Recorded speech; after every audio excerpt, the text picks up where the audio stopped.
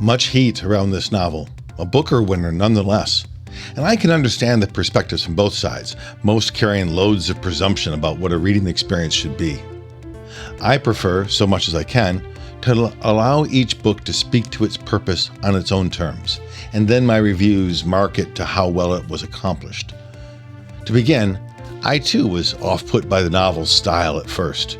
Massive single-paragraph blocks with dialogue matched in, the craftings of image or moment buried in unlooked-for details somewhere inside them. What was Lynch thinking? Shouldn't this be a gripping story of terror as a family falls victim to a growing autocracy and war? Yes, it is. Claustrophobic, even suffocating, experiences a monumental blur, every event of life piled on top of one another, demanding our attention with equal fervor. Who are we to understand and sort it all out?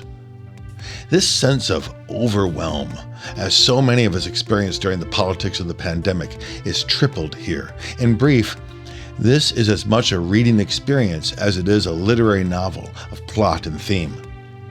Little need to detail the events of this woman whose men, father, husband, sons, are swept away by various circumstances to places dark and uncertain. Desperately, she accepts her role of holding her family together, and at some point, you decide when, but we will all disagree, her noble strength becomes ignorant folly. As the country and family slip apart, as the four children each suffer their trauma in unique ways, as tightly as the narrative camera focuses in on her, we see how easily, how anonymously, she might become a statistic of war, her story lost, disappeared.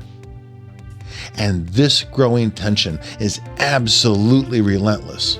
We might argue how many choices were actually available, about what sacrifices would reasonably be made when all this is unreasonable. We might even argue responsibility for the suffering. But we will agree the events are entirely too plausible, too hyper-real, too close to our fears, and too factual for communities who do suffer, and against whom we build walls. Build what you want. Lynch takes these walls apart, and some of us will still not believe.